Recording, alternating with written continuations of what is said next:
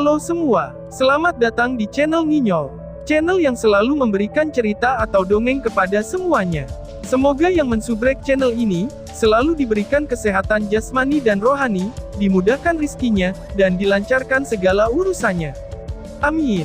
Baiklah, tanpa banyak komat kamit lagi, langsung saja kita betot ke alur ceritanya. Cekicrot.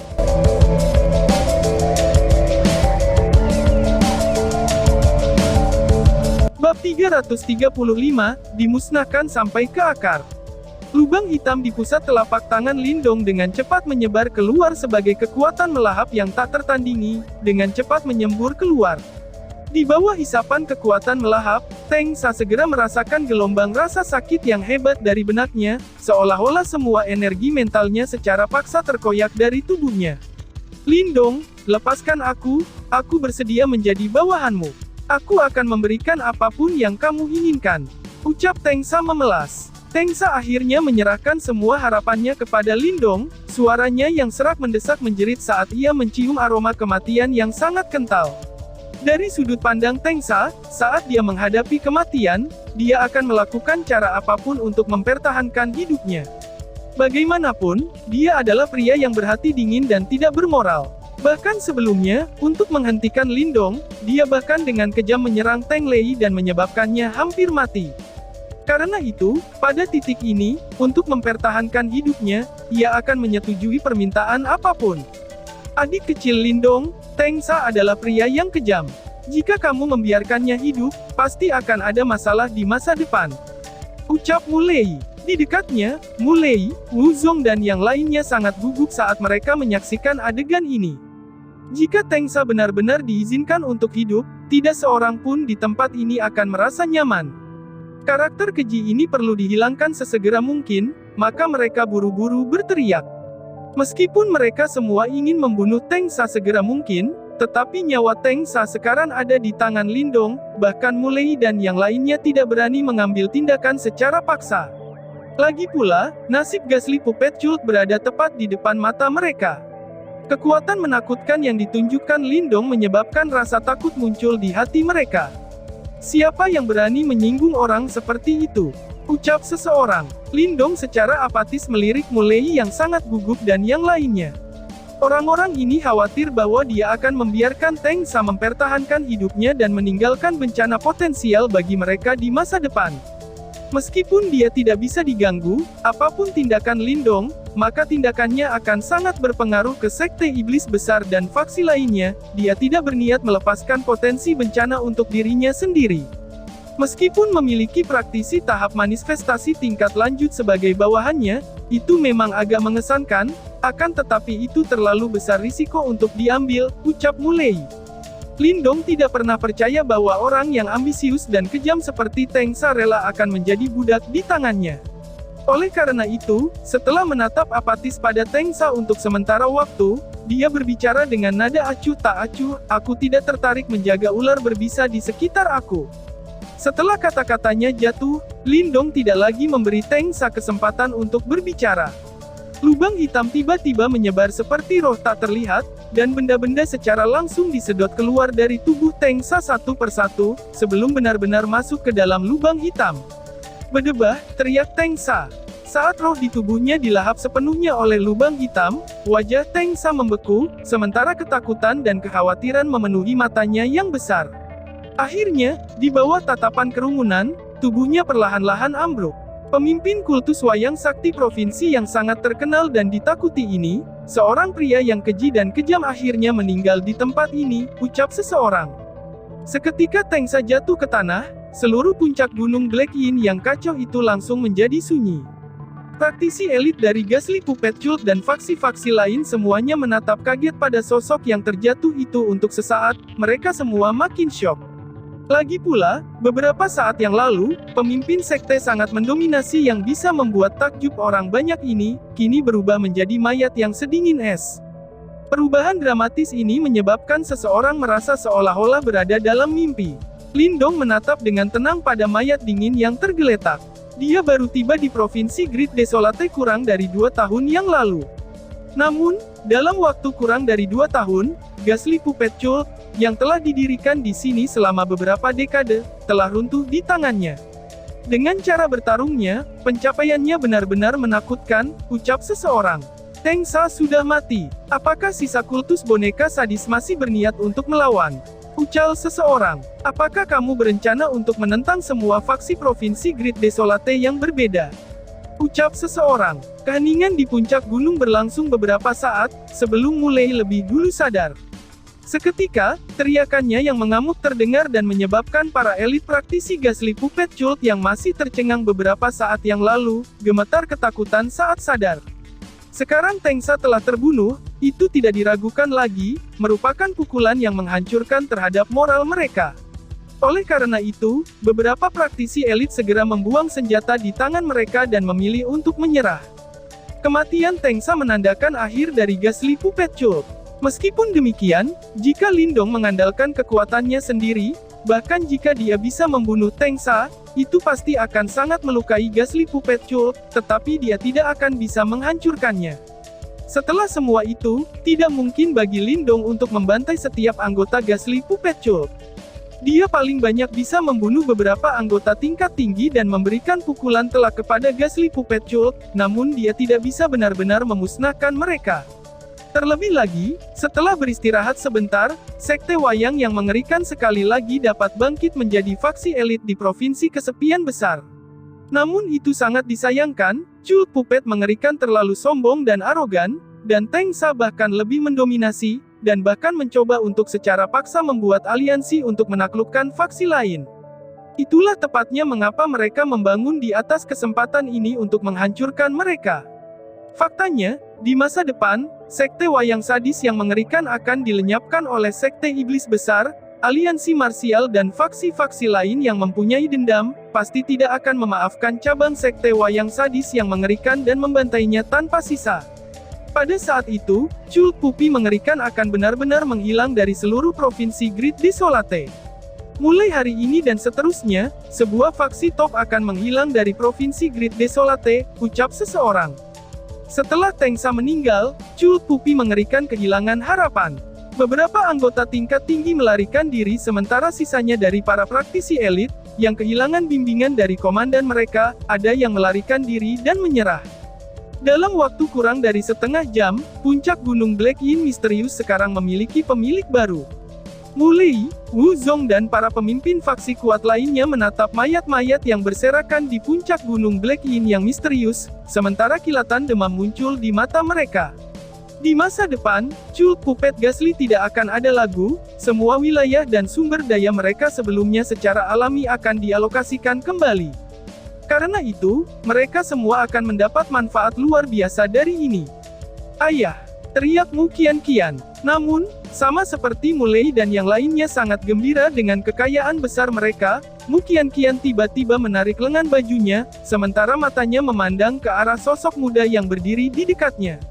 Ketika dia mendengar suara Mu Qianqian dan melihat sosok muda itu lagi, Mulei langsung sadar. Kemudian, dia buru-buru memberi isyarat kepada Wu Zong dan yang lainnya untuk mengendalikan emosinya. Setelah semua itu, alasan utama mengapa Cult Puppy Ghastly dimusnahkan adalah karena Lindong datang ke sini untuk membalas dendam. Jika dia tidak dengan paksa mengalahkan Teng Sa dan menghancurkan formasi Grand Defensive Puppet Cult mengerikan mereka, mereka tidak akan memiliki nyali untuk menyatakan perang habis-habisan dengan Ghastly Puppet Cult. Oleh karena itu, dengan cara bertarungnya, Lindong pantas mendapatkan sebagian besar hasil untuk pertarungan ini dan mereka tidak punya hak untuk meminta bagian dari jarahannya. Wu Zong dan yang lainnya, semuanya pria harus bijak, ucap Mulei. Ketika mereka melihat ekspresi Mulei, mereka segera bangun juga. Meskipun mereka semua dianggap sebagai praktisi elit terkenal di Provinsi Great Desolate, pada saat ini, tidak ada dari mereka yang berani menggerutu. Setelah pertempuran yang menghancurkan bumi, sosok Lindong tercetak di hati mereka seperti dewa perang. Pada titik ini, jika Lindong meminta mereka untuk membentuk aliansi, bahkan Mulei dan yang lainnya tidak akan berani keberatan sama sekali. Adik kecil Lindong, ucap beberapa praktisi sambil memberi hormat. Sekelompok praktisi elit Provinsi Desolate besar yang terkenal semua tersenyum ketika mereka menangkupkan tinju mereka dan dengan hormat menyambutnya. "Ya, apakah sudah selesai membagi rampasan?" tanya Lindong. Lindong berbalik, sebelum dia melirik Mulei dan yang lainnya dan dengan lembut tersenyum. "Haha, kita tidak akan berani." Karena Little Brother Lindong belum berbicara, bagaimana kita berani? Mulei buru-buru tersenyum dan menjawab. "Sekte pemimpinmu terlalu sopan," ucap Lindong dengan tersenyum. Saat dia menatap para pemimpin sekte yang bertindak penuh hormat di depannya, pikirannya melayang. Setengah tahun yang lalu, tidak ada dari mereka yang menganggapnya serius. Namun, saat ini, kata-kata mereka dipenuhi dengan rasa takut dan hormat. Hanya dalam waktu setengah tahun, Lindong telah mengalami transformasi gila-gila. Dan sumber dari transformasi ini adalah simbol leluhur yang melahap. Objek surgawi ini benar-benar luar biasa. Tanpa Devouring Ancestral Symbol, tidak mungkin bagi Lindong untuk mencapai setengah langkah ke tahap manifesting dalam waktu setengah tahun. Aku tidak benar-benar tertarik dengan wilayah Ghastly Puppet Cult. Bahkan, mungkin aku sudah tinggal terlalu lama di Provinsi Great Desolate. Semua hal ini pada akhirnya harus menjadi milik kalian semua, ucap Lindong. Ketika mereka mendengar kata-katanya, kegembiraan yang tak terselubung melonjak di Mulei dan mata lainnya. Sekarang setelah sarang tua sekte wayang sadis telah diberantas, masih ada beberapa cabang yang tersebar di Provinsi Great Desolate. Jalan keluar yang sempit ini cukup merepotkan dan aku tidak ingin orang lain memberi aku masalah di masa depan. Oleh karena itu, aku harap kamu dapat membantu aku menyingkirkan masalah-masalah sial ini, ucap Lindong dengan tenang. Dia tidak mungkin memberantas setiap divisi cabang Ghastly Puppet Cult satu per satu. Dengan Great Devil Sect dan faksi lain di sekitar, mereka bisa membantunya menyelesaikan tugas ini. Adik kecil Lindong, jangan khawatir. Di masa depan, orang-orang dari Cult Puppet Ghastly ini tidak akan pernah muncul di Provinsi Desolate besar lagi. Selain itu, segera setelah kami mengetahui adanya plot terhadap saudara kecil Lindong, kami akan segera melaporkannya kepada kamu. Mulei dengan sungguh-sungguh berkata. Selain itu, kali ini aku menghabiskan banyak sumber daya juga. Ghastly Puppet Cult sangat kaya dan aku tidak ingin diganggu untuk menggeledah mereka. Bagaimana kalau kalian memberi aku 2 juta yuan pil murni dan memperlakukannya sebagai kompensasi aku untuk menghabisi Ghastly Puppet Cult? Lindong tersenyum lembut sambil berkata dengan lembut. 2 juta pil yuan murni, ucap Mulei dengan terkejut. Ketika mereka mendengar jumlah ini, Mulei dan yang lainnya terkejut, sementara mata mereka dengan lembut berkilauan. Segera, mereka mengertakkan gigi sebelum berkata, "Baiklah. Jangan khawatir Little Brother Lindong. Beri kami 1 hari untuk persiapan dan kami pasti akan mengirimkan kepada kamu 2 juta yuan pils murni," ucap Mulei. 2 juta yuan pils murni mungkin adalah uang yang sangat banyak bagi sebagian besar faksi biasa.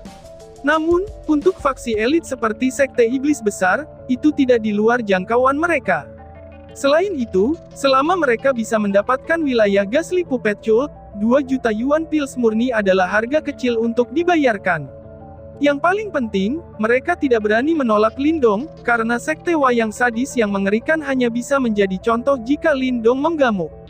Baiklah, aku akan memberi kalian 1 hari. Ada sesuatu di dalam Gunung Cult Puppet Ghastly yang aku cukup tertarik. Kalian tinggal di sini dan membersihkan kekacauan. Jangan ganggu aku, ucap Lindong. Ketika dia melihat bahwa Mulei dan yang lainnya cukup bijaksana, Lindong tersenyum lagi. Tanpa basa-basi lagi, dia langsung berbalik dan tertidur. Setelah melahap semangat Tengsa, dia juga mendapatkan beberapa ingatannya. Terkandung dalam ingatan ini, dia melihat tempat yang agak aneh jauh di dalam Gunung Black Yin yang misterius ini dan Lindong cukup tertarik dengan hal itu. Karena itu, dia ingin mencari tahu betapa istimewanya tempat itu. Bab selanjutnya, bab 336. Boneka Jiwa Darah. Puncak Gunung Black Yin misterius berantakan. Meskipun ada sekte iblis besar, aliansi marsial dan faksi lain untuk melakukan pembersihan, di bawah ini adalah kota boneka yang mengerikan dan berita tentang perubahan di atas secara alami dengan cepat menyebar ke bawah, segera menyebabkan kerusuhan di kota. Beberapa karakter yang lebih ganas langsung mulai merampok berbagai toko Ghastly Puppet Cult. Karena Cult Puppet yang mengerikan sepenuhnya selesai, Jika mereka tidak bertindak sekarang, kapan lagi mereka akan bertindak? Mulei dan yang lainnya tidak punya solusi untuk kekacauan ini. Lagi pula, ada terlalu banyak orang di kota, dan pasukan yang mereka bawa tidak banyak. Karena itu, mereka tidak memiliki cara untuk menjaga ketertiban, dan dengan demikian hanya bisa menutup mata terhadap situasi. Bagaimanapun, itu sudah sepenuhnya berakhir untuk Cult Puppet Ghastly. Apa yang perlu mereka pikirkan adalah bagaimana membagi wilayah Cult Puppet Ghastly. Sementara seluruh gunung dalam pergolakan, Lindong masuk jauh ke Gunung Black Yin misterius. Di sampingnya, api kecil mengikuti dengan cermat. Sebelumnya, Lindong telah memberi orang ini lebih dari 10.000 pil pure yuan, energi yang kuat yang memungkinkan luka Little Flame pulih dengan cepat dengan cukup banyak. Tampaknya ada sesuatu yang aneh di Gunung Black Yin misterius ini, ucap Marten kecil lalu muncul di bahu Lindong. Semakin dalam mereka menembus, semakin terasa merasakan sesuatu. Benar, memang ada area khusus di dalam Gunung Black Yin misterius ini dalam ingatan Tengsa. Ucap Lindong sambil tersenyum sedikit saat dengan cepat mengikuti jalan rahasia ke gunung. Ini dulunya merupakan tempat penting bagi sekte wayang sadis, dan bahkan beberapa tetua tidak diizinkan masuk. Namun, sekarang Tengsa telah mati, para penjaga di sini secara alami bubar, sehingga tidak ada yang menghalangi Lindong saat ia memasuki gua seperti terowongan. Seorang pria dan dua binatang berjalan di terowongan yang agak gelap, sementara gelombang suram dan ki dingin terus-menerus menyembur keluar dari gua. Namun, ki dingin semacam ini jelas tidak mengancam Lindong dan Little Flame yang telah menghabiskan waktu lama di celah misterius Black Yin. Oleh karena itu, mereka tidak berhenti ketika mereka mengikuti terowongan dan terus menembus lebih dalam ke gunung besar. Perjalanan sunyi ini berlangsung selama beberapa puluh menit. Gunung Black Yin misterius sangat luas, dan menurut perkiraan mereka, Lindong dan The Gang harus secara bertahap mencapai pusat gunung misterius Black Yin. Di sini, ucap Lindong. Beberapa cahaya tiba-tiba muncul di lorong di depan mereka saat kaki Lindong berhenti dan kekuatan Yuan di tubuhnya dengan cepat mulai berputar. Dia memiliki sifat berhati-hati dan tentu saja tidak akan ceroboh di tempat seperti ini. Mengaum, Little Flame juga mengeluarkan raungan rendah saat cahaya merah berkedip di tubuhnya. Piton merah di punggungnya juga mengangkat tubuhnya sebagai ki dingin yang hebat berkumpul di mulutnya. Setelah menyelesaikan semua persiapan mereka, Lindong sekali lagi mengangkat kakinya.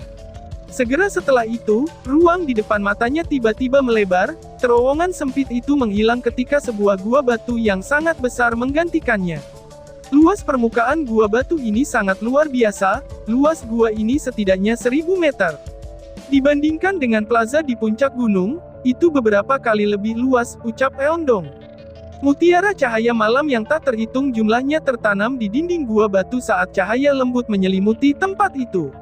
Tatapan Lindong menyapu gua batu sebelum berhenti di tengah di mana sebuah gua besar berwarna hitam pekat berbaring. Jet Yin Qi yang menakjubkan melesat keluar dari dalam seperti air mancur. Ki dingin ini naik di udara sebelum akhirnya keluar melalui beberapa lubang di atas. Jadi ternyata layar pelindung ki dingin Ghastly Puppet Cult alami terbentuk dari ki dingin di sini, ucap Lindong. Setelah melihat adegan ini, keheranan langsung melintas di mata Lindong. Lindong, sepertinya ada sesuatu di dalam lubang hitam. Marten kecil melihat ke arah gua hitam pekat yang tampaknya terhubung ke bawah tanah dan berkata. Lindong mengangguk. Bagian atas kakinya mendorong tanah dan dia mendarat di tepi lubang hitam yang besar, otot-ototnya langsung mengencang ketika dia melirik ke dalam. Kegelapan memenuhi gua Humongous, tapi jenis kegelapan ini tidak ada gunanya bagi Lindong. Dengan demikian, adegan di dalamnya jelas diambil oleh matanya. Hal pertama yang masuk ke matanya adalah rantai raksasa yang bahkan lebih besar dari tubuh manusia. Rantai ini melekat pada dinding gua di sekitarnya dan ada barisan simbol aneh pada mereka. Karena adanya simbol-simbol ini, rantai segera menjadi agak aneh karena sinar cahaya tipis bola-balik pada rantai, seolah-olah mereka memiliki semacam bentuk kecerdasan. Mata Lindong berhenti pada rantai raksasa ini selama beberapa detik sebelum dia tiba-tiba berbalik ke arah tempat semua rantai terjalin, lalu mereka menemukan sosok yang benar-benar merah duduk di kegelapan. Keempat tungkai dan leher sosok itu terikat dengan kuat oleh rantai, dan setiap kali cahaya pada rantai mengalir ke tubuh sosok berwarna darah, tubuh Lindong akan sedikit bergetar. Ini adalah, ucap Lindong. Lindong menatap kaget pada sosok berwarna darah yang telah terikat erat oleh rantai simbol raksasa. Sulit membayangkan bahwa sebenarnya ada pemandangan aneh di dalam Gunung Black Yin misterius.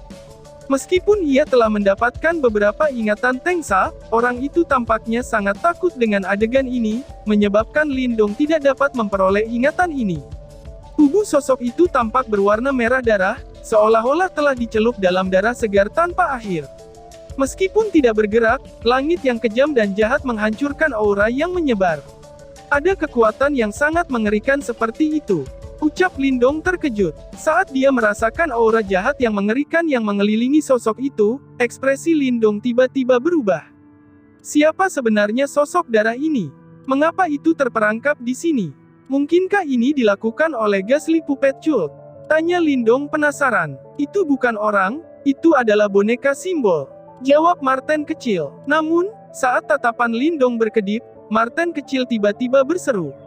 Boneka simbol, ucap Lindong. Setelah mendengar kata-kata ini, Lindong langsung menggigil. Simbol wayang seperti apa yang begitu menakutkan? Dibandingkan dengan figur darah ini, bahkan wayang simbol kelas tingginya akan mirip dengan barang biasa jika dibandingkan dengan sosok ini, ucap Lindong. Ini adalah boneka jiwa, ucap Marten kecil. Di mata Little Marten ada sedikit kejutan. Jelas, agak heran bahwa Soul Puppet akan muncul di tempat ini. Boneka jiwa, ucap Lindong tertegun. Segera setelah itu, ekspresinya mulai sedikit berfluktuasi. Dia sudah tahu bahwa ada boneka jiwa yang lebih kuat di atas boneka simbol kelas tinggi, tetapi tingkat wayang simbol tidak mudah dibuat. Dikatakan bahwa wayang jiwa yang sejati memiliki kesadarannya sendiri dan sudah pasti memiliki bentuk kehidupan lainnya, dan sama sekali bukan boneka tanpa nafsu, ucap Marten kecil. Meskipun Lindong tidak pernah secara pribadi melihat Soul Puppet sebelumnya dan tidak tahu persis seberapa kuat itu, dia sekarang tahu bahwa setidaknya di bawah panggung Nirvana, tidak ada yang akan menjadi lawan yang kuat bagi jiwa boneka. Bagaimana bisa kultus boneka mengerikan memiliki boneka jiwa? Jika itu benar-benar begitu, tidak bisakah Tengsa secara langsung memanggilnya? Tanya Lindong dengan suara rendah. Bocah, wayang jiwa ini bukan milik sekte wayang sadis. Bagaimana bisa sekte kecil boneka mengerikan mengumpulkan formasi yang begitu kuat? Wayang jiwa ini seharusnya sudah ada sebelum Cult Puppet mengerikan muncul, itu mungkin hanya keberuntungan Tengsa untuk mendirikan sekte di sini.